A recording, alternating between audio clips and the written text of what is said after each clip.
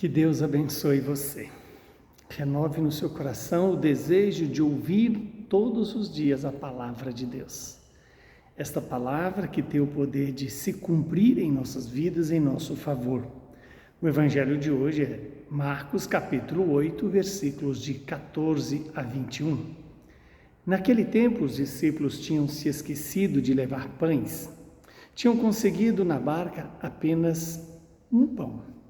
Então Jesus os advertiu: prestai atenção e tomai cuidado com o fermento dos fariseus e o fermento de Herodes.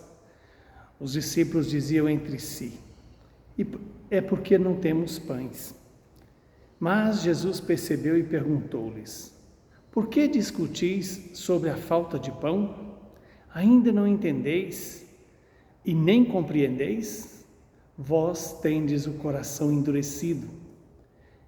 Tendo olhos, não vedes, tendo ouvidos, não ouvis. Não vos lembrais de quando reparti 5 pães para 5.000 pessoas?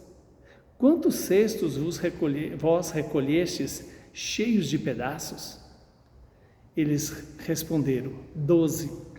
Jesus perguntou: e quando reparti 7 pães com 4.000 pessoas, quantos cestos vós recolhestes cheios de pedaços? Eles responderam: 7. Jesus disse: e ainda não compreendeis? Palavra da salvação. Glória a vós, Senhor. Que essa palavra se realize em nossas vidas e santifica o nosso coração, a nossa pessoa humana na sua totalidade. Hoje o Senhor nos dá uma palavra que nos chama a atenção. Quando nos apresenta o texto que os discípulos tinham esquecido de levar pão e ficaram discutindo, né? Porque apenas tinha um pão. E aqui então Jesus os adverte: prestai atenção e tomai cuidado com o fermento dos fariseus e com o fermento de Herodes. Ou seja, com a preocupação daqueles que não têm a experiência de um Deus vivo e verdadeiro. Estamos diante de Jesus, que multiplicou os pães, que nos dá uma garantia.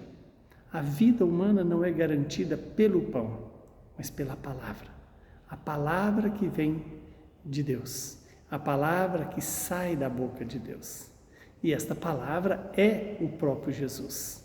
E Jesus então pergunta para os discípulos se eles não se lembravam de como ele havia multiplicado os pães e dado a comer tantas pessoas com tão poucos pães, movido pela providência e pelo poder de Deus. Que Deus também nos faça ter essa experiência, a experiência de Jesus como o pão da vida, aquele que nos alimenta com a sua palavra e o seu próprio corpo, para que não sejamos como os apóstolos naquele momento, né?